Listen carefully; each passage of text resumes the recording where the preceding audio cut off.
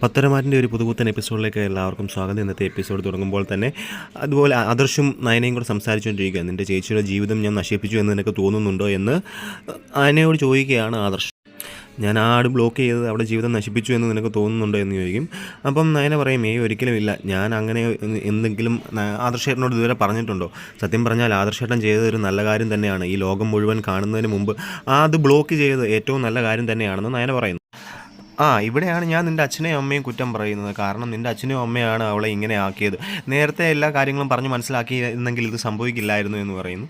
അതൊക്കെ ആദർശേട്ടൻ പറഞ്ഞത് ശരി തന്നെയാണ്. പക്ഷേ അച്ഛനെ കുറ്റം പറഞ്ഞിട്ട് കാര്യമില്ല. അമ്മയാണ് ഇതിനെല്ലാം കാരണം. അമ്മ വളം വെച്ച് കൊടുത്തിട്ടാണ് നവ്യേച്ചി ഇങ്ങനെ ആയിപ്പോയത്. അതിപ്പോൾ ഞാൻ അങ്ങനെ പറയുന്നതെന്ന് വെച്ച് കഴിഞ്ഞാൽ എല്ലാ വീട്ടിലും എല്ലാവരും ഒരുപോലെ തന്നെ ആയിരിക്കില്ലല്ലോ. ഇവിടെ തന്നെ ആദർശേട്ടനും അനിയും അബിയും ഒക്കെ നോക്കിയില്ല. അബിയുടെ സ്വഭാവം എന്ന് പറഞ്ഞു കഴിഞ്ഞാൽ ഇവിടെ ആർക്കെങ്കിലും പിടികിട്ടുന്ന രീതിയിലുള്ള സ്വഭാവമാണോ? എല്ലാ കുത്തിത്തിരിപ്പും കാര്യങ്ങളും അല്ലേ അബിയും ചെയ്യുന്നത്? അതെ, അവൻ തന്നെയാണ് ഈ പ്രശ്നങ്ങൾക്കെല്ലാം കാരണം. സാധാരണ ഒരു ഭാര്യ എന്തെങ്കിലും ചെയ്തു കഴിഞ്ഞാൽ ഭർത്താവാണ് തടയേണ്ടത്. പക്ഷേ ഇവിടെ അവൻ അത് ചെയ്യുന്നില്ല. അവനോട് പറഞ്ഞിട്ട് കാര്യവുമില്ല.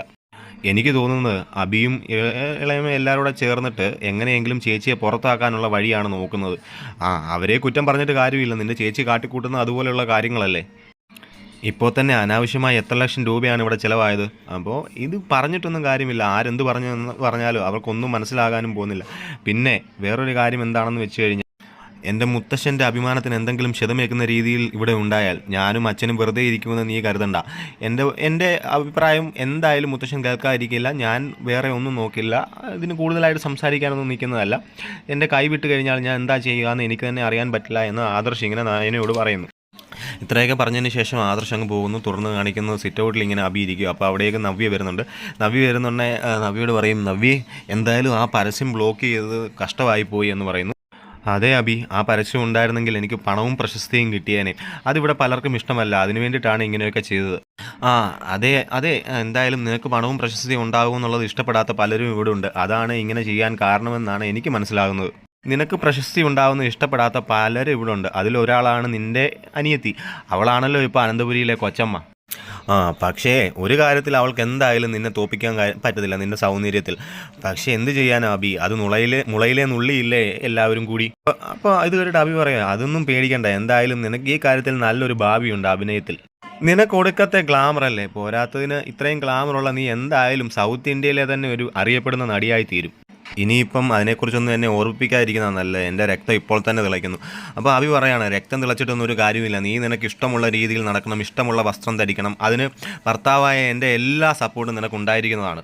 പിന്നെ ഞാൻ നിന്നെ ഇങ്ങനെ സപ്പോർട്ട് ചെയ്യുന്ന കാര്യം പിന്നെ മറ്റുള്ളവരാരും അറിയണ്ട കേട്ടോ. പിന്നെ നിന്നെ ആരെങ്കിലും എന്തെങ്കിലും അവർ പറയുകയോ ചെയ്യുകയോ വന്നാൽ നീ ആദ്യം ചെയ്യേണ്ടത് നീ അത് സോഷ്യൽ മീഡിയയിൽ അപ്ലോഡ് ചെയ്യുക എന്നുള്ളതാണ്. അങ്ങനെ ചെയ്ത് കഴിയുമ്പോൾ എൻ്റെ മുത്തശ്ശനും ഏട്ടനും എല്ലാവരും തലകുനിയും. പക്ഷേ നീ അത് ഉടനെ ചെയ്യരുത്. ഓരോ തവണയായി ഘട്ടങ്ങളായിട്ട് വേണം അങ്ങനെ ചെയ്യാൻ. ഇപ്പോൾ എന്തായാലും മൂർത്തീസ് ജ്വല്ലറി വെറും ഒരു സ്റ്റാഫാണ് ഞാൻ.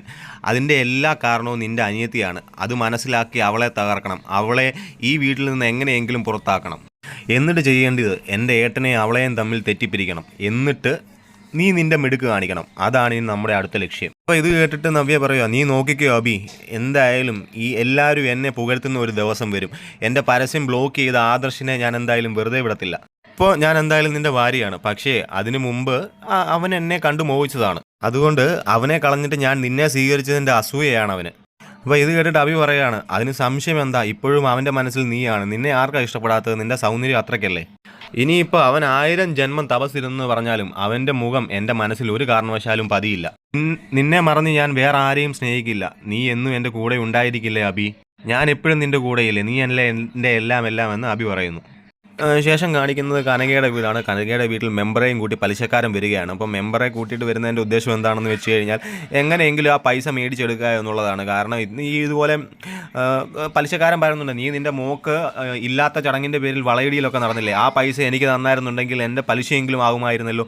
പിന്നെ നീ എന്നോട് ചെയ്ത് കാട്ടിക്കൂട്ടിയ കാര്യങ്ങളെല്ലാം ഞാൻ മെമ്പറോട് പറഞ്ഞിട്ടുണ്ട്. അപ്പോൾ മെമ്പർ പറയാണ്, കനക എന്തായാലും ചെയ്ത് തെറ്റായിപ്പോയി, ഇങ്ങനെയൊന്നും ചെയ്യാൻ പാടില്ലായിരുന്നു പൈസ മേടിച്ചിട്ട്. അപ്പോൾ കനക പറയും, മെമ്പറെ ഇയാൾ പറഞ്ഞതും ചെയ്തതും ഒക്കെ വെച്ച് നോക്കുകയാണെങ്കിൽ ഞാൻ ചെയ്തതൊന്നുമല്ല, ഇതിനപ്പുറമായിരുന്നു അവനോട് ചെയ്യേണ്ടത്. എന്തായാലും ഇങ്ങനെ പോയാൽ പറ്റില്ല. ഘട്ടം ഘട്ടമായിട്ടെങ്കിലും പൈസ കൊടുത്ത് തീർത്തേ പറ്റത്തുള്ളൂ. അല്ലെന്നുണ്ടെങ്കിൽ മുതലും പലിശയും ചേർത്ത് ഒരുമിച്ച് കൊടുക്കുക. എന്തായാലും ഒരു ഡേറ്റ് ഫിക്സ് ചെയ്യണം. അല്ലാതെ ഞാൻ എന്തായാലും ഇനിയിപ്പം മെമ്പറായ എന്നോട് വിളിച്ച് പറഞ്ഞാൽ മതി. നിങ്ങൾ നേരിട്ട് സംസാരിക്കുകയൊന്നും വേണ്ട. ഇനി ഇങ്ങനെ വിടാൻ പറ്റില്ലത്. തുടർന്ന് കാര്യങ്ങളെല്ലാം പറഞ്ഞിട്ട് നേരെ അവർ പോകുന്നു. അവർ പോയി കഴിയുമ്പോൾ നന്ദു ഇങ്ങനെ വിഷമിച്ച് നിൽക്കുക. അച്ഛനെ അമ്മയെ ഒന്നും സഹായിക്കാൻ പറ്റില്ലല്ലോ എന്നോർത്ത്. തുറന്ന് കാണിക്കുന്ന അനന്തപുരിയാണ്. അനന്തപുരിയിലേക്ക് ഒരു പോസ്റ്റ്മാൻ വരുന്നു. ഒരു മാഗസിൻ കൊണ്ട് നേരെ അനിയുടെ കയ്യിൽ കൊടുക്കുന്നു. അനി ഇത് ഏട്ടത്തി അമ്മയ്ക്കുള്ളതാണല്ലോ എന്ന് പറയുന്നു. ഏട്ടത്തി അപ്പോഴത്തേക്കും നയന അവിടേക്ക് വരും. അത് നയനയ്ക്ക് കൊടുക്കാൻ തുടങ്ങും. ഒരു മാഗസിൻ കൈ കിട്ടിയല്ലേ, നീ അത് തുറന്നു നോക്കാൻ പറയുന്നു. അപ്പോൾ അത് അനി തുറന്നു നോക്കുന്നു. അനി തുറന്നു എൻ്റെ അല്ലല്ലോ, ഏട്ടത്തിയുടെ അല്ലേ, എന്തായാലും ഒരു മാഗസിൻ കൈ കിട്ടിയതല്ലേ, നീ തുറന്നു നോക്കാൻ പറയുന്നു. അത് തുറന്നു നോക്കുമ്പോൾ നേരത്തെ നയനയ്ക്ക് വായിക്കാൻ അനി കൊടുത്തിരുന്ന ഒരു കവിത അതിൽ അച്ചടിച്ചു വന്നിരിക്കുന്നത്. ഇത് കാണുമ്പം അനിയുടെ കിളി പോകും. ഒട്ടും പ്രതീക്ഷിക്കാതെ തന്നെ താനൊരു എഴുതിയ കവിത ഇങ്ങനെ ഇതിനൊക്കെ വരിക എന്ന് പറയുമ്പോൾ അതിയായ സന്തോഷമാണ്. അപ്പോൾ ഇങ്ങനെ സന്തോഷങ്ങൾ ഇങ്ങനെ വാതോരാതെ ഇങ്ങനെ നയനയെ പുകഴ്ത്തിക്കൊണ്ടിരിക്കുന്നു. ഞാൻ ഒട്ടും പ്രതീക്ഷിച്ചില്ല എന്നൊക്കെ ഇങ്ങനെ പറയുന്നു. ഇവർ സംസാരിച്ചുകൊണ്ടിരിക്കുമ്പോൾ അവിടേക്ക് അനിയുടെ അച്ഛനും അമ്മയും വരുന്നു. ഈ കാര്യങ്ങൾ പറയുന്നു. ഇനിയിപ്പം നിലത്തും തറയിലും ഒന്നും ആയിരിക്കില്ലല്ലോ, ഒരു കവിതയൊക്കെ എഴുതി കവി ആയതല്ലേ. തുടർന്ന് എല്ലാവരും ഇങ്ങനെ കവിതയൊക്കെ വായിച്ചുകൊണ്ടിരിക്കുക. അതായത് ഇളയച്ചനും ദേവയാനിയും ഇളയമ്മയും മുത്തശ്ശി എല്ലാവരും ഇങ്ങനെ കവിത വായിച്ചുകൊണ്ടിരിക്കുന്നു. അപ്പോൾ അവിടെയൊക്കെ ആദർശം നടന്നു വരുന്നുണ്ട്. അപ്പം ഇതുപോലെ ദേവയാനി ചോദിക്കും, നീ ആയിരിക്കും ഇത് പ്രോത്സാഹിപ്പിച്ചത്, അതുപോലെ തന്നെ ഇപ്പം ഇതിന് വേണ്ടി റെക്കമെൻഡ് ചെയ്തതൊക്കെ എന്നല്ലേ. അപ്പോൾ ഇത് കേട്ടിട്ട് ഇളയച്ചൻ പറയും, അല്ല, എൻ്റെ നമ്മുടെ നയനമോളാണ്, നയനമോൾക്ക് വായിക്കാൻ കൊടുത്തത്, നയനമോൾ ഇഷ്ടമുള്ള ഒരു കവിത സെലക്ട് ചെയ്തിട്ട് ഇതുപോലെ മാഗസിൻ അയച്ചു കൊടുത്തതാണ്. ഇവിടെ എന്തായാലും അനിയെ പുകഴ്ത്താനും വായിക്കാനും ആരും ഒന്നും ഇല്ലല്ലോ. അപ്പം ആദർശ് ഇത് കേട്ടിട്ട് പറയും, അനി ഇത് കേട്ടിട്ട് പറയും, ഞാൻ പലരെയും കവിത വായിക്കാനും ഏൽപ്പിക്കാനും ഒക്കെ കൊടുത്തതാണ്, പലർക്കും അത് ഇഷ്ടപ്പെട്ടില്ല, എന്നാലും എന്നോട് ഇഷ്ടം തോന്നി സ്നേഹത്തോടു കൂടി ഇത് അയച്ചു കൊടുത്ത് ഇത്രയെങ്കിലും എത്തിച്ചത് നയനേട്ടത്തിയാണ്. അപ്പോൾ നയനേട്ടത്തി നമ്മൾ ഒട്ടും പ്രതീക്ഷിക്കാത്ത നല്ല കാര്യമാണ് ചെയ്തിരിക്കുന്നത്. പിന്നെ ഇവിടെ നയനേട്ടത്തി കരിന്തിരിയാണല്ലേ കരിവിളക്കാണെന്നൊക്കെ പലരും പറയുന്നുണ്ടെങ്കിൽ അത് തെറ്റി. ഇവിടെ നയനേട്ടത്തിയല്ല, വേറെ ചിലരാണ് കരിവിളക്കും കരിത്തിരിയും എന്നൊക്കെ പറയുന്നത്. കേട്ടിട്ട് നീ ഇത് ആരെ ഉദ്ദേശിച്ചായി പറയുന്നത് ഇളയച്ചൻ ചോദിക്കും. അപ്പോൾ പറയും, അത് ഞാൻ പറഞ്ഞത് ആരെ ഉദ്ദേശിച്ചാണെന്നുള്ളത് അവർക്ക് മനസ്സിലായിട്ടുണ്ടെന്ന് ഒരു കവിത രൂപത്തിൽ പാടിയിട്ട് നേരെ അനി നടന്നു പോകുന്നു. അപ്പോൾ ആദർശ് ഇത് കേട്ടിട്ട് പറയുന്നുണ്ട്, ഞാനും അവനെ പ്രോത്സാഹിപ്പിക്കാൻ നോക്കിയിട്ടുണ്ടെന്ന് പറയുന്നു. കാമ്പുണ്ടെന്ന് ഞാനും പറഞ്ഞിട്ടുണ്ട്.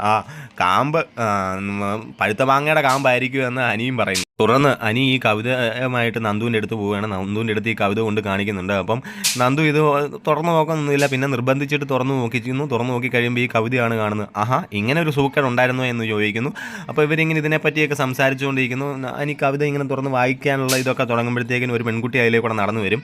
ആ പെൺകുട്ടി നേരെ ഈ കവിത വായിച്ചിട്ടാണ് വരുന്നത്. അപ്പോൾ ഈ കവിത എഴുതിയ ആളെ എങ്ങനെ കാണുന്നുണ്ടെങ്കിൽ അടുത്ത് വന്നിട്ട്, സാറിൻ്റെ ഈ കവിത ഞാൻ ഇതുപോലെ വായിച്ചിരുന്നു, സാറ് നല്ല കഴിവുള്ളവരാണ്, സാർ വേറെ എഴുതാറുണ്ടോ എന്ന് ചോദിക്കും. അത്യാവശ്യം എഴുതാറുണ്ട്, ഞാൻ അങ്ങനെ പബ്ലിസിറ്റി ഒന്നും ചെയ്യാറില്ല, എനിക്ക് അതിനെപ്പറ്റി ഒന്നും വലിയ താല്പര്യമില്ലാത്തതാണ് എന്നൊക്കെ ഇങ്ങനെ പറഞ്ഞ് ആ പെൺകുട്ടിയോട് സംസാരിച്ചുകൊണ്ടിരിക്കുന്നത്. അപ്പോൾ ഇതൊക്കെ കേട്ടിട്ട് ഇങ്ങനെ പുറയിൽ നന്ദു അനങ്ങാതെ നിൽപ്പുണ്ട്. അപ്പം നന്ദുവിനെ കേൾപ്പിക്കാനൊക്കെ ഉണ്ടെന്നുള്ള രീതിയിലാണ് അനിയുടെ ഈ സംസാരം. ആ പെൺകുട്ടി പിന്നെ വാതോരാതെ അനിയെക്കുറിച്ച് ഇങ്ങനെ സംസാരിച്ചുകൊണ്ടിരിക്കുക. എന്നിട്ട് പറയുന്നുണ്ട്, നമുക്കൊരു സെൽഫി എടുക്കാമെന്ന് പറയുന്നു. അപ്പോൾ അവർ സെൽഫി എടുക്കാനൊക്കെ തുടങ്ങുമ്പോൾ പുറകെ നന്ദു നിൽക്കുക. അപ്പോൾ നന്ദുവിനോടൊന്ന് മാറി നിൽക്കാൻ ആ പെൺകുട്ടി പറയും.